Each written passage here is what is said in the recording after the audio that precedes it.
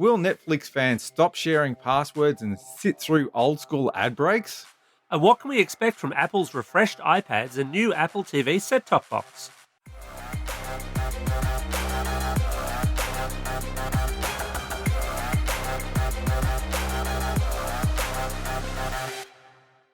Vertical Hold is proudly brought to you by Aussie Broadband, changing the game with their award-winning network and Australian-based support. Hey there, welcome back to Vertical Hold Behind the Tech News, the award-winning tech podcast where we catch up with Australia's leading technology journalists to dive into the big tech stories of the week. I'm Adam Turner, and I'm joined as always by Alex Kidman. Now, Alex, it turns out that Australia's Bureau of Meteorology hates being called the bomb. Crazy, and wants to be addressed by its full title. Now that the nickname The Bomb is up for grabs, which company do you think should embrace it? Look, Adam, I thought for a while that we might want to embrace it at Vertical Hold, kind of breakfast radio DJ style, Vertical Hold, it's the bomb. Yeah. But then I realized as soon as we do that, ASIO is going to get involved and it won't end well. So speaking of cool nicknames and perhaps of ASIO, we're joined this week once again by the guidefather himself, Steve Molk, to talk all things streaming. Steve, who do you think deserves the coveted title of The Bomb? Me. If for no other reason than it will stop people talking about or calling people the goat. I mean, how many goats are we allowed to have in this world? We just need someone to be the bomb. And look, Asia can turn up, I'll turn up and I'll explode. Whatever's necessary. Let's just get it out of the way. Love it. Love it. Dealing with the dramas. So speaking of dramas, Steve's here to talk about Netflix's decision to push ahead with a cheaper plan that makes you watch ads, along with its continuing efforts to crack down on account sharing. But first, we caught up with Pickr editor Leigh Stark to check out the new swag of Apple gear announced this week, which is making the most of Apple's M2 silicon chip. Welcome back to the show, Lee. Hey, thanks for having me. So this week we had an Apple launch, except we didn't really have an Apple launch. There was no shiny Tim Cook video to accompany what Apple announced, which most people saw coming. New iPads for a start. And when we say new iPads, new Pros and new baseline models. But the baseline model's not really a baseline model anymore, is it? No, because there's actually two baseline models. It's actually kind of confusing if you happen to be looking for an iPad these days. There is a baseline model from last year, which is now more expensive, confusingly, and there is now a baseline model which is more expensive and designed more or less like the iPad Air, but with a different chip, with a different everything. Actually, it's like the iPad Air Lite made for slightly less money, but it still can cost quite a bit. Steve Jobs would be spinning his grave here. This actually goes against all of Apple's, there's highway or the highway kind of thing. Is it just got out of control? I don't think so. I think the logic here is that they know and this is one of the things I've got to say that disappointed me with this iPad lineup, because for the longest time I've basically been saying to most people that the regular model iPad is the one to buy because it was about $4.99, I think, prior to this week. Yeah. So reasonably affordable by tablet standards, nicely powerful, great little content consumption machine, and you can do a little bit of light creative work, but let's face it, most people don't. And now the new 10th gen iPad, that's $750. It's a $250 jump. And I think Apple looked at that and went, yeah, even we think that's a bit of a yikes. Maybe we'd better keep the old model around like we do with the phones anyway. Yeah, that actually does sound about right. And part of the problem seems to stem from the fact that Apple is very good at the moment of trying to find, I guess, a real budget entry point. But that feels like the other one's been left around. But it's still really confusing because at the moment, if you wanted to buy, for instance, a 9th gen, which is still a perfectly great tablet, you now have to also spend $50 more to get something which was ostensibly last year's tablet. It's just, I actually don't believe Steve Jobs would have approved this, but I also don't know, I don't really understand what's being released, because the new iPad model, which does look lovely, also has a whole bunch of really weird design catches to it. Like, it looks like the iPad Air, but you can't mount the pencil to the side of it, and you have to use the last generation of pencil, and that's super confusing because it doesn't address the things that were fixed on the iPad mini and the iPad Air and the iPad Pro. It's almost like a design for design's sake. Yeah, look, it's a really weird one. You bring up the pencil, which is really kind of, well, it's not something that I personally use a great deal because I'm not that kind of graphical designer type person. But it's such a weird call because this is the first regular model iPad to ditch Lightning. So it's USB C charging, but it's not compatible with the USB C pencil. And I guess the theory is that existing pencil owners who've got that first gen one can still use it. But I would have thought at the point at which you ditch Lightning as a connector on the iPad, that's when you say, hey, if you want the pencil with this, get the second gen one, which isn't compatible in any way. Yeah, it's really confusing, and you can actually buy apparently a converter for your first gen pencil to work in USB Type C, or alternatively, you can just get one of the other converters, like I guess the plug that goes direct to Lightning, which messes the entire thing up. The new model is really confusing in so many ways. It's like a light iPad Air and an iPad had a baby, and they weren't sure of the outcome. Is this because they want to stick with all these different models and need to come up with some convoluted way to justify it? Because we've got different size Pros. We've got the Air, we've got the Mini, we've got the iPad. Does the Air need to go? We've Does got two something need to iPads, go? Adam. Just Well, two you're iPads. missing Sorry, some, you're right. you're missing some confusion there. Yeah, but that's not once you allow for the last gen. There's two iPads, but does some of these models need to go? Are they putting in these artificial distinctions because they're trying to justify such a widespread of devices when perhaps they just need to bite the bullet and say, right, the Air, for example, being the one in the middle isn't relevant anymore. It's so messy. It's hard to understand. What confuses me about the lineup now is that it feels like the iPad Mini is technically superior in some ways to that new generation of iPad, which is kind of like the iPad Air, simply because it supports the pencil. The only difference between the iPad, the new iPad, the new base, whatever you want to call it, the new iPad, which is 10th not gen the old, iPad, yep, the is I 10th believe the gen official. iPad. That's right. The only major difference is size, price, and the difference between a keyboard connector, which the iPad Mini doesn't support.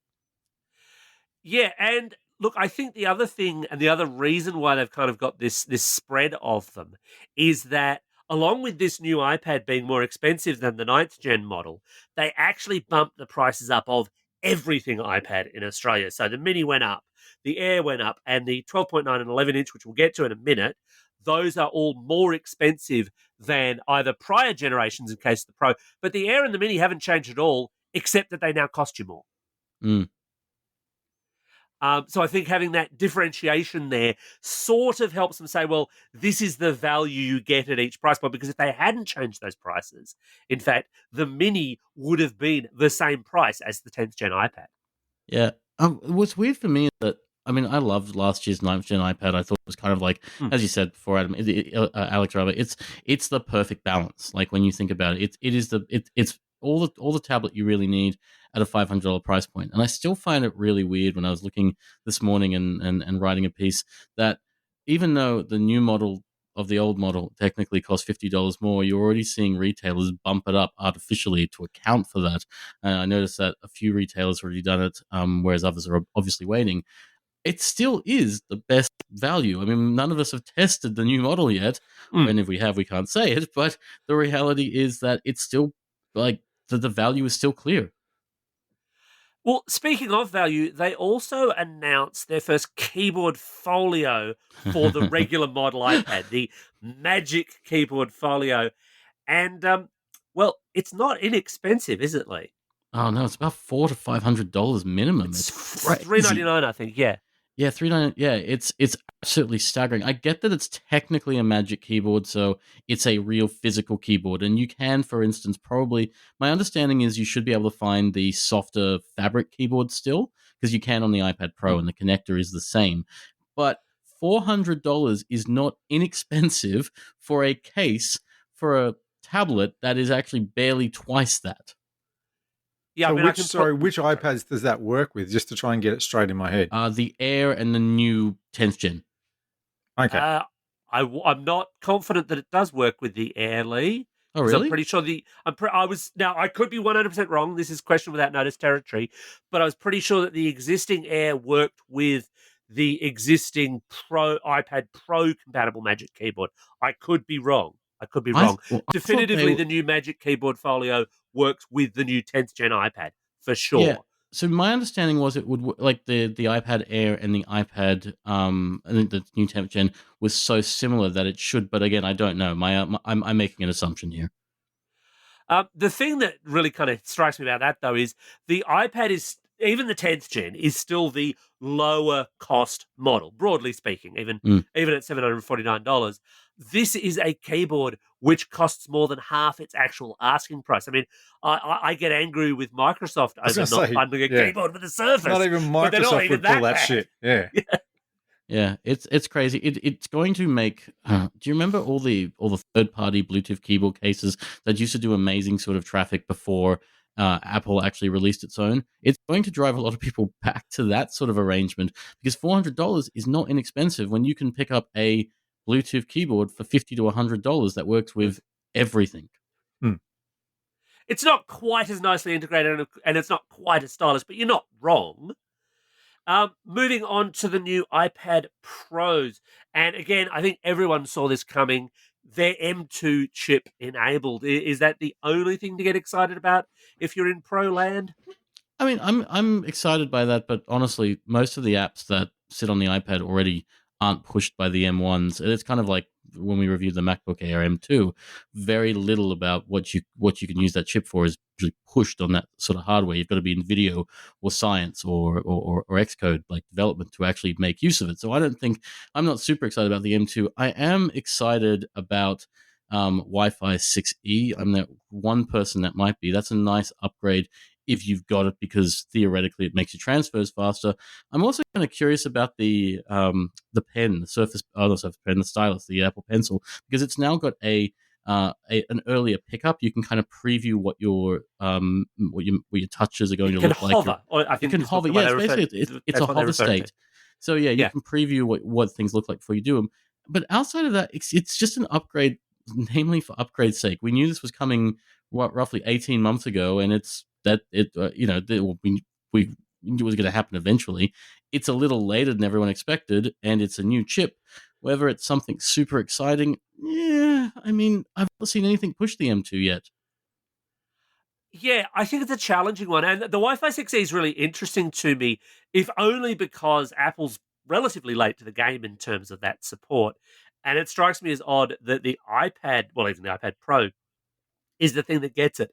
Not a MacBook Pro, not an iPhone, but the iPad Pro is the one that'll get that faster thing.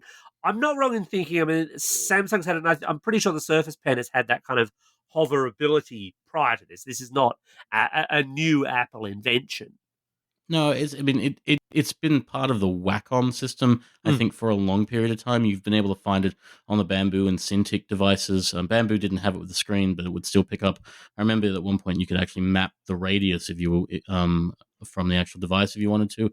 And Cintiqs have supported as well their screens with the pens. And Samsung worked because they used Wacom technology effectively. So it's not new per se, but it's like all things. It really needs good software to actually make it useful, and the iPad way of having a pen or a stylus integrated is probably the most successful stylus integration we've had in a tablet.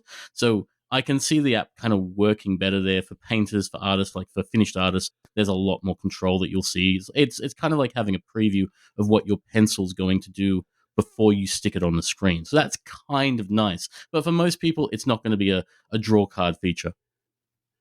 Yeah, they're also talking up, of course, some of the stuff that we'll see in iPadOS 16, especially Stage Manager, their new app switching interface. And we talked about this, I think, back when we did our WWDC show. And I think, Adam, you said it was just another way to access things, but not necessarily a useful one.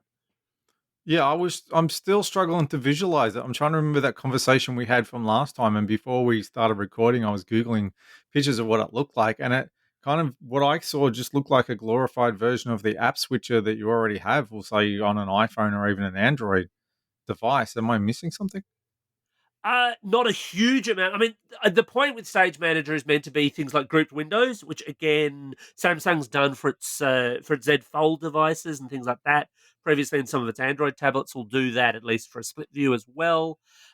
This kind of side-mounted quick switching idea, I think it makes more sense, and I'm sure I've said this before actually, I think it makes a lot more sense on an iPad than it does on Mac OS, because it's also coming to the new version of Mac OS. They're trying to keep things similar. But I say that as someone who sticks their dock on the left-hand side, and I can't imagine having my dock Freak. and Stage Manager on the left. That's just going to drive me nuts if it works at all. And you just don't do that with an iPad. It doesn't work that way. Yeah, it's actually one of the features I'm not super excited about. It doesn't seem like it would integrate with the way I use my iPad, but I'm sure there is someone deep inside Cupertino that has thought long and hard about making this a feature that people are going to care about, maybe. Well, speaking of products that people care about, maybe, we also got an Apple TV 4K refresh. Adam, I know you're a man who loves a big, shiny set-top box.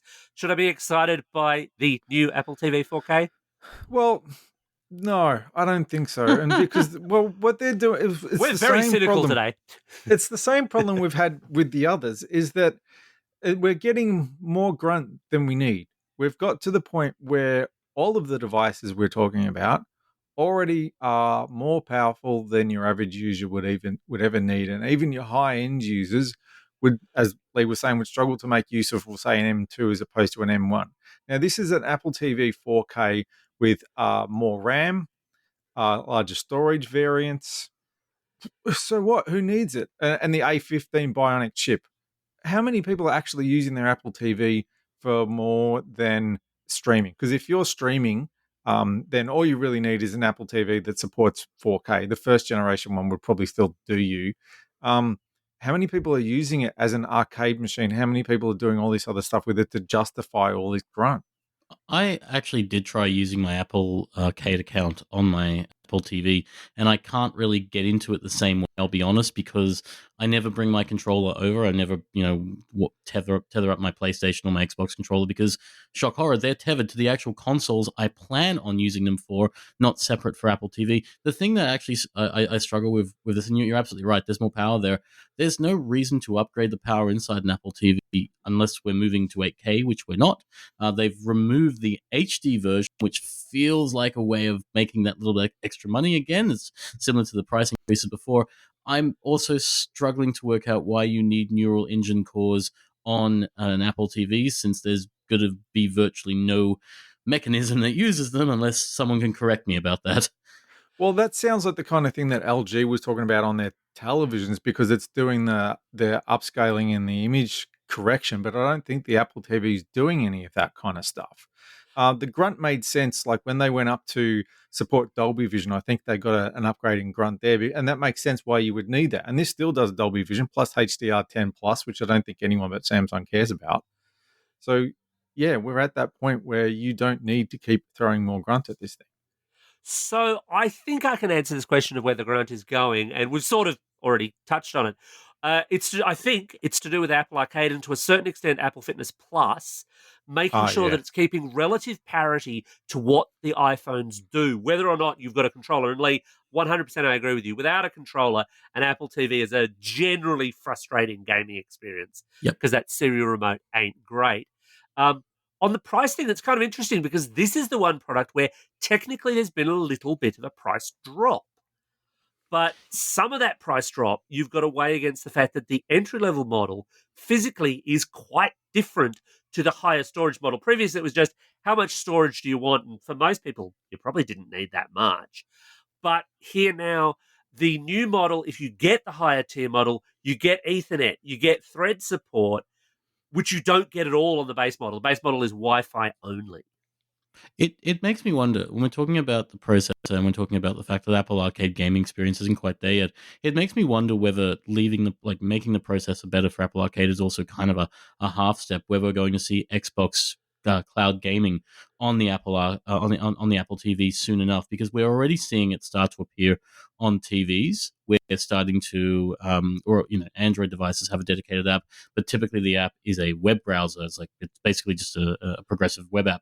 But does that need grunt? I mean, that just needs an internet pipeline. You're just rendering. It does, but it depends, I guess, on how the device actually chooses to process that information. It wouldn't shock me if they took advantage of that. It could be similar to, I guess, the way Steam Decks can link to their host computer. The other challenge here, though, I think, is when the Apple TV was new, and especially when Apple TV Plus, the streaming service, was new, the Apple TV was easily the best way to access it. It was smooth, it worked pretty well, and it wasn't on many platforms.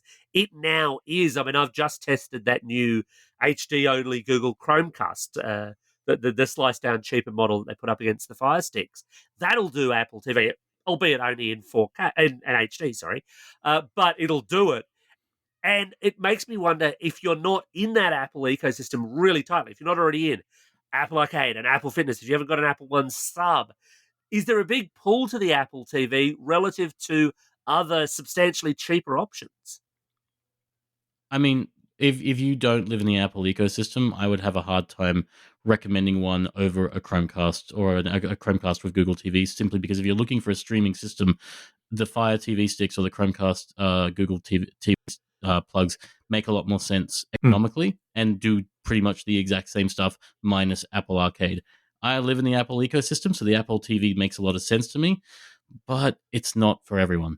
So have we given up on seeing a cheap Apple TV dongle, the equivalent, $100-ish Google Chromecast Adam, Fire Apple TV does sort not of thing? do cheap. Sorry. It only recognizes that as a word a bird might make. I just heard a few PR people's heads explode in the distance. More affordable. Adam more has just been budget removed friendly. from the Apple PR list with one hit. Yes, exactly. Been knocked further down. There was talk that we would see a more affordable Apple TV dongle, but they've just got rid of the Apple TV HD. So I can't see them going even lower now and giving us an even more affordable way to watch just Apple streaming, just Netflix without all the other stuff. I think they're kind of at the point where, as Alex was saying before, that the app is kind of beginning to bridge that gap on devices, where if they can stick the Apple TV app, and it's much like how you saw the Samsung TVs, you saw the iTunes movie connection at one point as well. I think the apps for them are the way of bridging that gap. Yeah, look, I think this is just a fight they know that they would lose, and they've got no interest in losing money that they might make out of Apple TV sales and losing that luster of being a premium brand in order to sell a few $60 Apple TV sticks. Because they'd be going up against Amazon, where Amazon doesn't really care about streaming TV sticks. It cares about you keeping an Amazon Prime sub going and keeping Alexa everywhere, and that works for that. Google, likewise, doesn't really care about the Chromecast because it's a Google hardware product. We all know how those go, generally speaking. It cares about getting your search data and so on. Yeah. So they can absolutely afford to sell those at a razor margin if they're making any money at all, because they're making all the money elsewhere. Apple always wants to make profit on its hardware, and I think it'd be very hard for them to do that and keep their premium branding going. So keeping with that premium style thing, Apple also announced a tie-up recently for Apple Music. This one's going to be a little trickier to review, isn't it, Leigh? Oh yeah, the latest addition to Apple Music is to support spatial audio inside the cabin of a Mercedes-Benz. Specifically, new Mercedes-Benzes, they'll have the ability to, with an Apple Music subscription, to listen to music in spatial audio.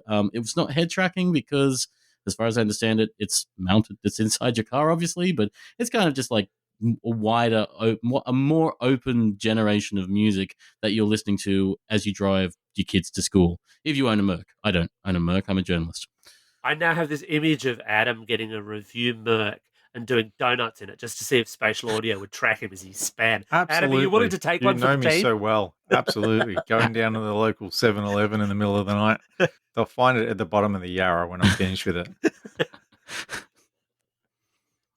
Well, on that happy note, Leigh, it's time once again for you to face up to the patented low-salt vertical hold 3 questions of doom. You pretty much know what's coming because you've been on the show a bunch of times before. I will ask all 3 questions and you may answer them in any order you wish.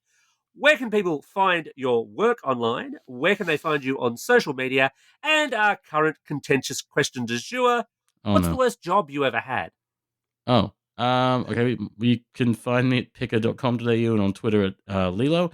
And every so often when I guest host a podcast with these 2 charming individuals named Alex and Adam, they ask me about which TV show is somehow better, Babylon 5 or Star Trek Enterprise. And that is the most complex job I've ever had because it is clearly, out of those 2, Star Trek Enterprise.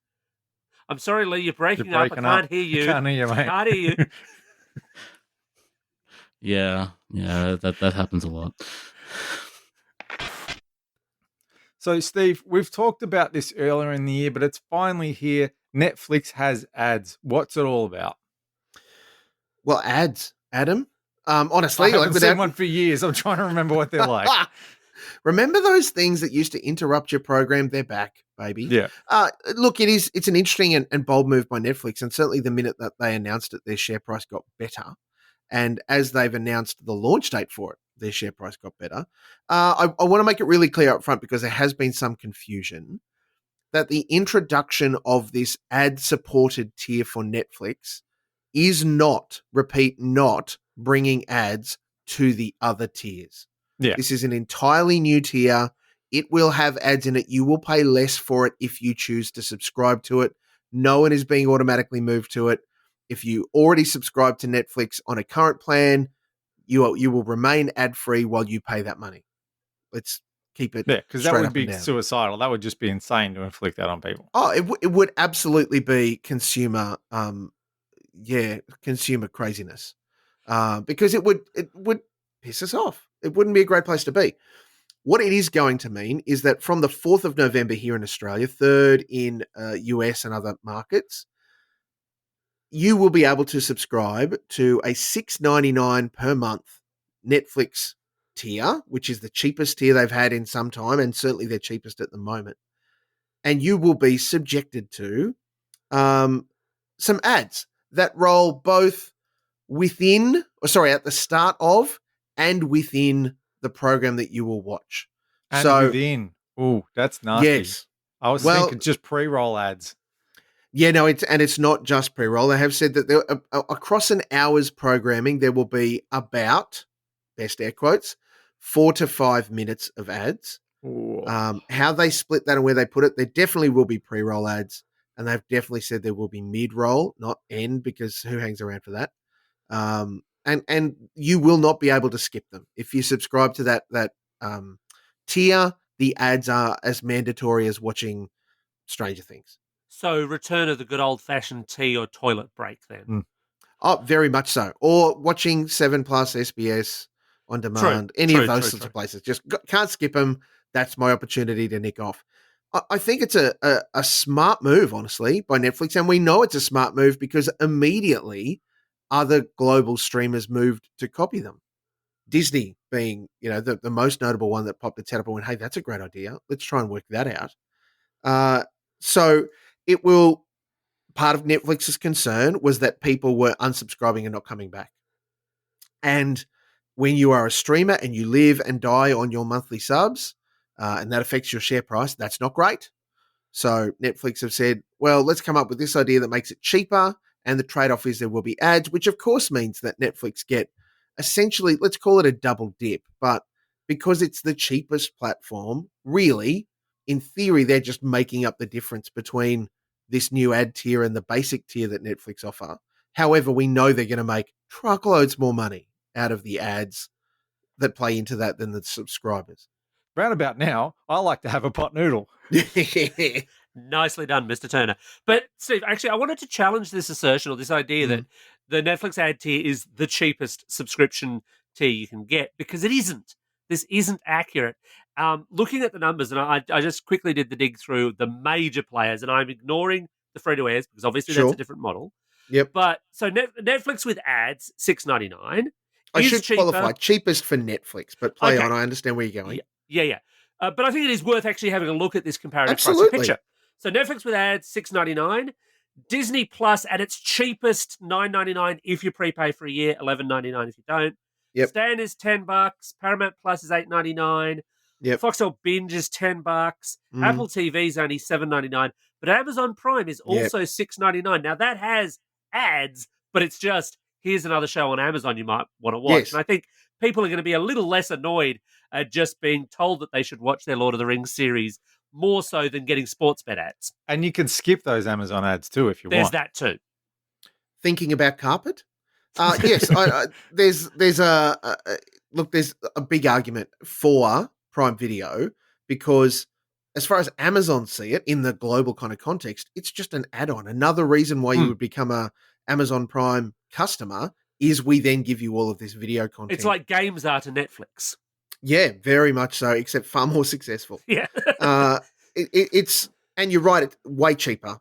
And I think with the content that Prime Video have been delivering the past couple of years, they've really stepped their game up. So it's really made them not just a viable alternative. It almost, well, for me, it moves Prime Video into the must-haves that you either fit into your a la carte roster or just bite the bullet, pay for the annual subscription and go, I've got Prime Video for a year. Because it's But really, not I've much. got free delivery for a year and they've thrown in Prime Video. Yeah, well, however you consume and whatever you choose to do, I would offer absolutely that the Lord of the Rings series is worth it for the price of admission alone. It was brilliant. So's The Boys. There's a whole bunch of stuff happening there. Yeah, but there's not a lot of space there. I mean, you mentioned the other players kind of looking into this space. They don't actually have a lot of space to shave cost off. I mean, $6.99 Yes. for Netflix versus, for example, $9.99 for Disney. It's $3 a month. And while I get that times are tight, if $3 a month is the difference between you having this and not having this, I'd say save the whole $7 and just watch iView and SBS On Demand, which have excellent programming. Yes. And get by. You know, it feels like they could have perhaps made it a little sharper in their pricing to make it more appealing, but none of them have much room to move. Yeah, it's interesting because that $6.99 price is the price that Netflix are pitching into every market. So our $6.99 versus America's $6.99 means that, I mean, they're getting it a bit cheaper than us, but I presume if they're doing similar in the UK, £6, that's quite Youch. expensive. Yeah, bingo. I don't think this is going to draw in people who haven't tasted it. I think it's going to draw in the people who have in the past and have left. And so I think it's a call to get them back in because it's not just the ad thing that you get into. This, it basically has a very similar, let's call it restriction as the basic Netflix plan does. And that is at 720p. That's as good as you're going to get. It is one screen at a time. So only one person or one device can be using Netflix in your on your account. And look, this might not be a huge issue for people, but the downloadable the ad tier, the $6.99 ad included tier, does not allow you to download content to watch offline. Which is going to frustrate people who travel a lot and like to watch it on the plane, on the train, whatever. I would suggest though, Adam, if they are the people that are doing that, they are unlikely to be subscribed to the $6.99 tier. Yeah, they'd see the value in paying for a higher tier. Yeah, even just at the $10.99, so that they can load up their iPad before they go or whatever. What do we know about the content that's going to be available relative to that? Because the difference between your $10.99 and higher tiers is just number of streams, download ability, and quality of those streams. Is it the same for the $6.99 pack? Yeah, and this is a really interesting issue that you raised because for all of the promotional blast that Netflix have been pushing out into the market over the last couple of months, building up for this, they are notorious for being light on detail on some things. Not least of which is when they announced this into the Australian market, at least, and I'm sure it's the same globally, most of Netflix's library will be available. Most. But they haven't said what parts won't. Yeah. Now, that might be a suck it and see. I don't know if it's a rights issue or a contract issue with the makers of the programs that said our shows can't have ads in them or whatever, like as some kind of predetermination issue that they threw into their contract. I don't know, but Netflix have not been transparent yet to suggest what content will not be available. You would guarantee Netflix originals, all of them, will be. What I think we would be looking at is the stuff that they buy in from other production houses and slot in and just go, here, Merrily Christmas, here's the things. Some of that might not be, but we don't know yet. One of the challenges there is that their original content is probably the content that's least suited to dropping ads into because it wasn't written with ads in mind, unlike, episodes of Brooklyn Nine-Nine or whatever. Well, yeah, I will say yes and no. I think that we're seeing more and more in the Netflix original television as opposed to movie content. Let's go there. Their TV series content does still have those beats and breaks because it is still being written by TV writers. So they're still using where in commercial TV land you would smash in, 5 ads of here's the latest Happy Meal toy from McDonald's. It's just it's a not even a pause. It just happens, changes, and we're off to somewhere else. Think of the Heartbreak High reboot that's currently on Netflix. That's a Netflix original, a TV series. There are definitely across those hours of like each hour episode, there's 3 or 4 spots where I would go, there's the ad break. Yeah. And there's definitely, I think, a number of things that have ended up as Netflix originals, which clearly have been piloted or produced and then sold to the highest bidder that Netflix happens to have ended up with. And there, Sure. again, you'd structure for ad breaks because you'd need them as well. I worry, though, and I'd be interested in your thoughts on this, Steve, about whether or not we're going to see it being very similar to what early Foxtel was like in terms of, and actually, to be honest, very much what SBS On Demand, as much as I might love it, is like, in that you see the same ads over and over. And if I see that budget direct dog one more time, I'm going to crush the damn thing. Look, hard agree. Or even just that detective that's solving all the budget direct problems. That guy can go and jump. I'm sure he's very nice. The couple of things that we do know about the way that they'll be doing it. One, it's going to be an incredible task for Netflix to all of a sudden pick up a sales team or engage an existing sales team to sell ads for all of their markets. I think we talked about this previously where it would make sense that global brands would want to buy into this because they can create one ad, maybe revoice it for local markets, but bang, that's out with to dodgy everybody lip in that syncing regard. like they do for Can so we many just? ads. I'm so glad. Yeah, that I wore these adult diapers, nappies. What do they call them in Australia? I don't know those things. I've said too much. So the ad content is going to be absolutely important right from the get-go. You're right. Nobody wants to sit through. If you're getting 4 to 5 minutes of ads an hour, nobody wants to see an ad repeated probably more than twice. I think you would get away with an ad in the pre-roll and an ad in the mid-roll, and that would be it. Because that's what you get on free-to-air television. Oh, exactly like you do. Yeah. Whether it's the same ad or it's here's the 15-second, here's the 30-second version, blah, blah, blah. What else we do know is that Microsoft have been signed on as their ad-serving partner. Oh, what could go wrong? Nothing. Not a thing. Everything will be great and sunny and wonderful. All the Microsoft Teams ads that Adam could ever want. Mm. Do you remember the early days of Freeview's? Oh, what was the name of their technology they were using? The HBB TV. And the technology they were using to drop the ads in was terrible because it was breaking the stream. Like you were cutting away from one type of video to try and insert another one and then come back, and it didn't go that smoothly. Is it too early to know what Netflix are going to do? I would assume it's doing a better job of that, of inserting the ads in a way that doesn't screw the whole thing up. Yeah, I think there's 2 things that we can guarantee when it comes to this, Adam.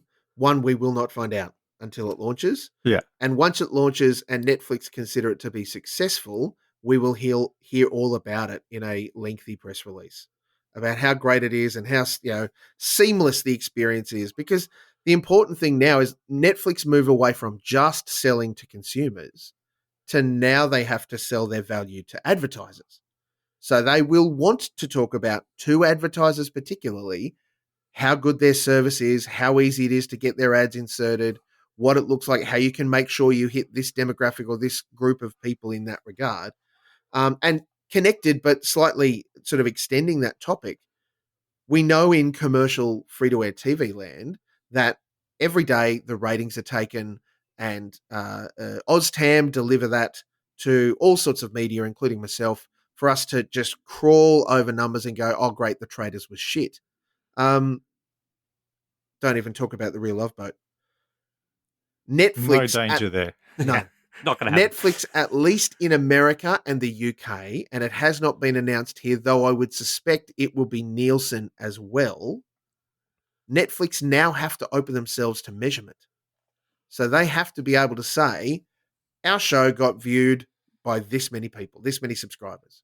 So that gets really interesting because their most recent earnings call, which was just this week, they did better than people expected. They put on something like 2.4 million new subscribers Yes. in terms of their numbers, which was way up on the expectations, which I think were around 1 million. So they've done much better there.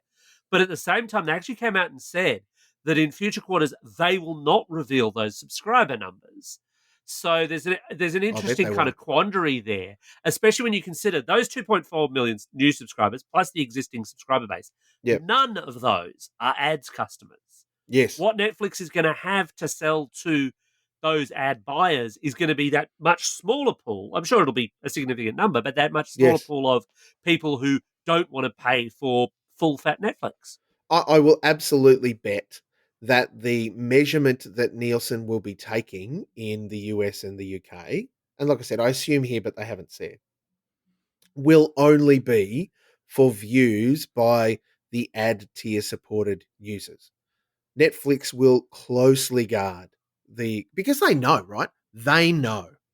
The challenge is they could come out and say 50 billions people watched our latest thing, and we just go, sure. I could come out and say that I've got purple undies on. No one will know because I just said it.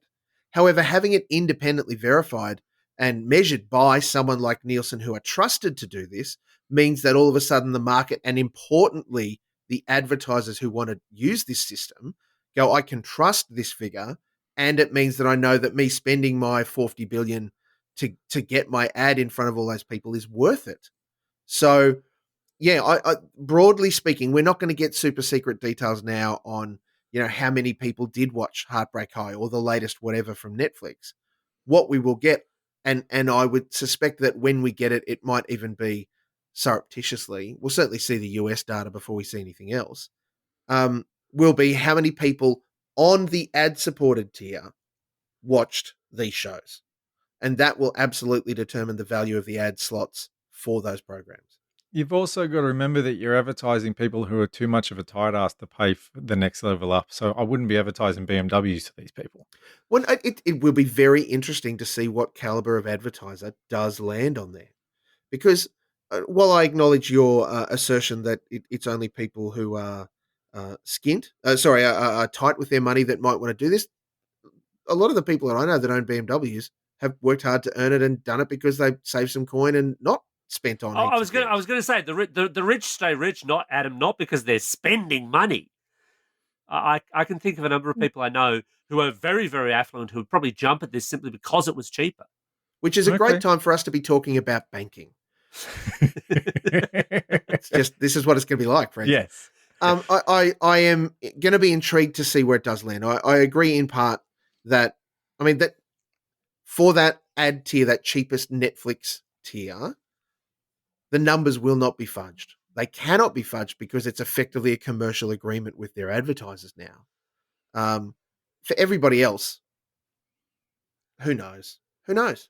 Now, of course, we are ignoring the cheapest way to watch Netflix, which is, of course, through your brother-in-law. Yes. Well, I was going to say, actually, Adam, before we get on to that, just really, really quickly, the second cheapest way, and the way that might be really, really interesting for the advertising, of course, would be to subscribe to the Netflix ad tier, and I'm guessing here in Bolivia, in Ecuador. South America always seems to be a cheap place, sometimes India.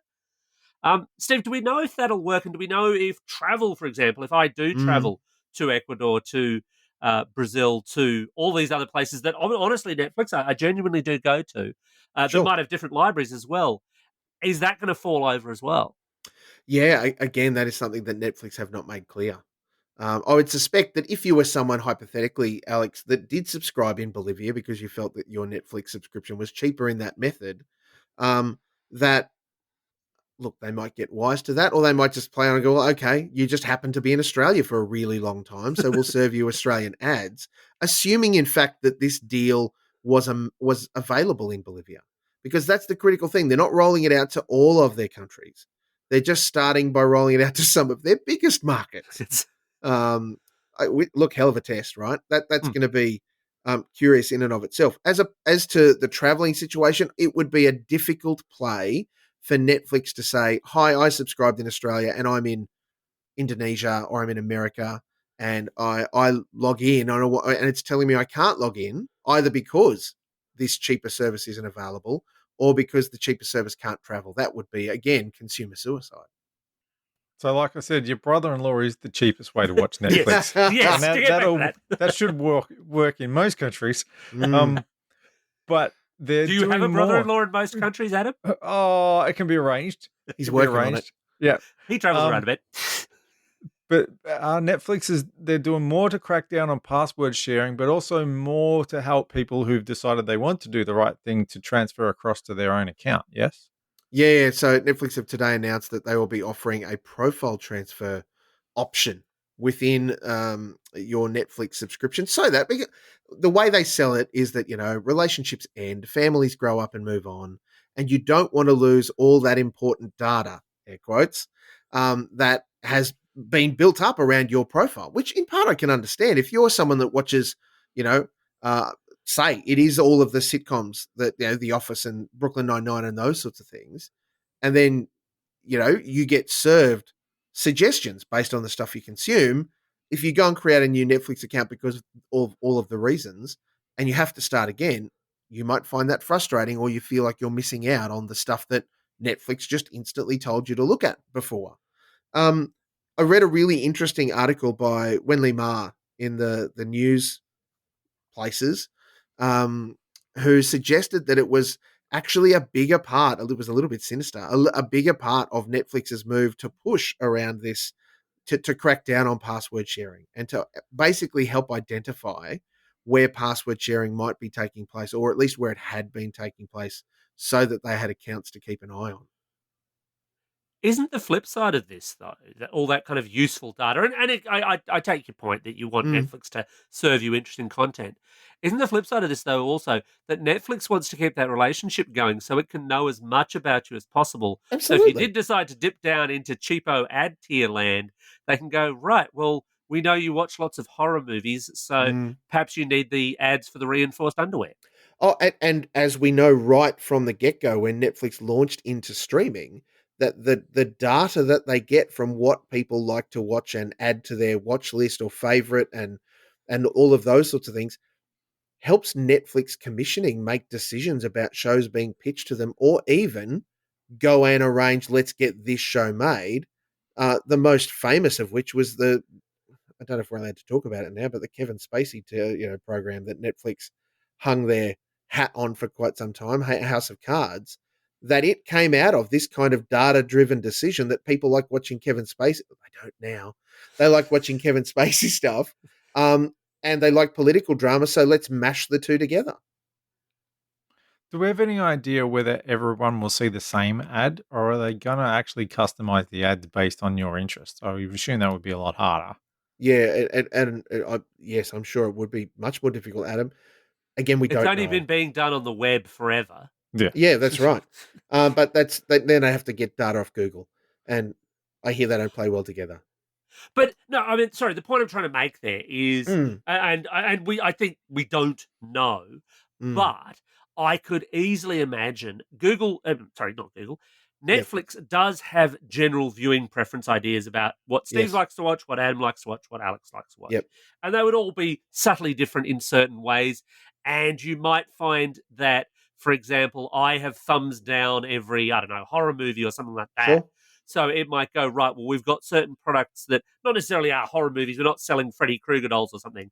We've got certain products which tailor to more of an adult audience or a conservative audience or left-leaning, all of these different categorizations that advertising people and marketers love.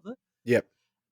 It wouldn't be that hard for them to then sell and send packages, because it's not like broadcast TV. They're not sending the same ad at the same time, because I'm watching my Netflix at a different time, offset by minutes, days, hours, months, or years. It will come down to a couple of things. First of all, we don't know yet. And I think in part the proof will be in the pudding for those that want to sign up for it. What we do know is that absolutely there will be advertisers who blanket, I want to get my ad onto this show. I want to have it pop up when you start watching, the next season of Heartbreak High or The Witcher or whatever it is. They will go, I want to have my ad. Or not even just show, they might say, hey, Netflix, I'm going to give you an even bigger truckload of money, and I want my ad to appear as the first ad in every show that happens. Oh, yeah. You know, like your bigger brands and those sorts of things. So I think there's definitely going to be room for that.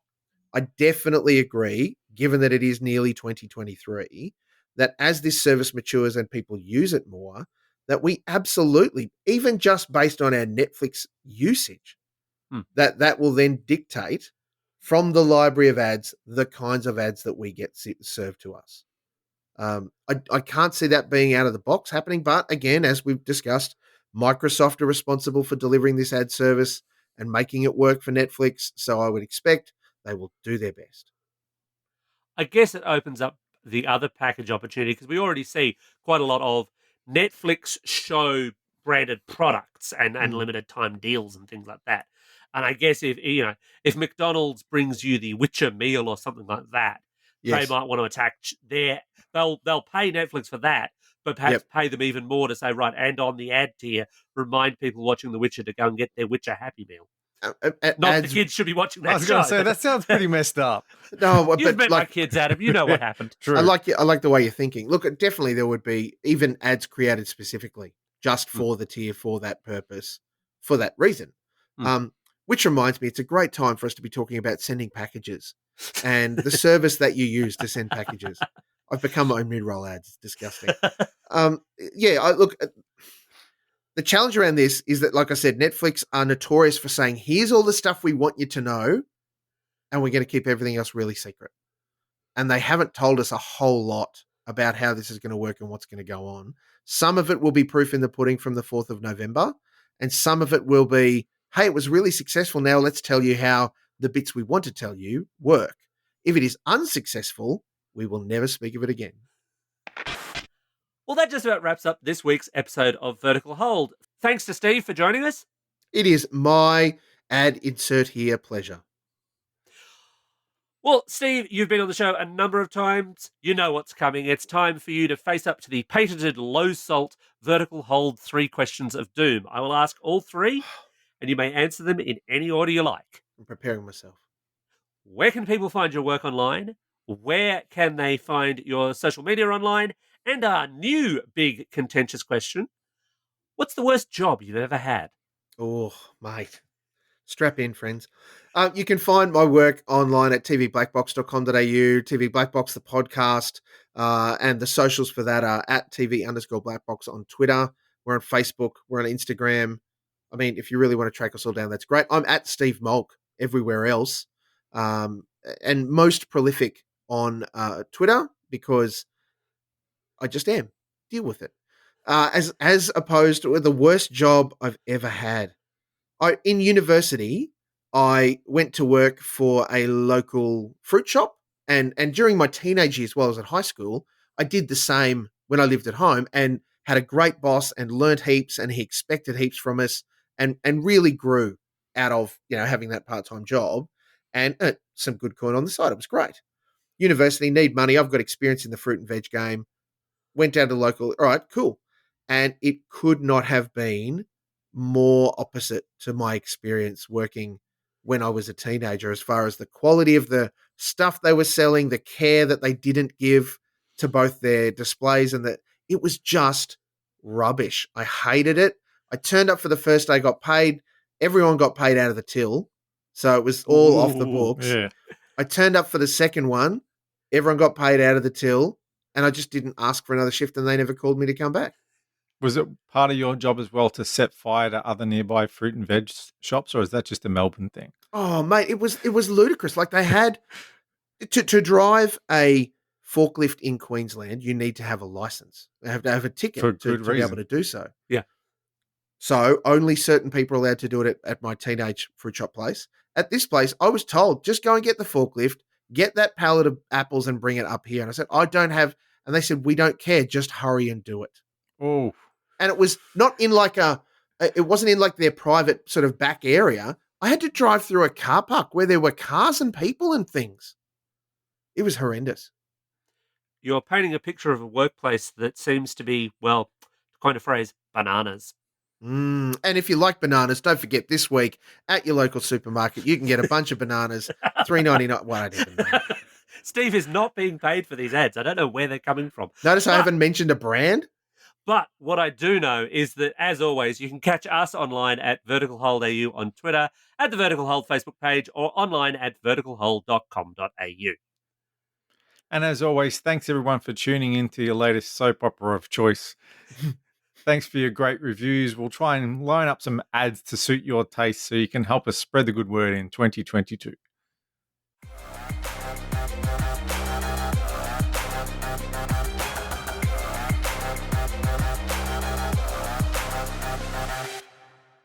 Vertical Hold is proudly brought to you by Aussie Broadband, changing the game with their award-winning network and Australian-based support. How does the ad tier work for you guys? We could start a Patreon.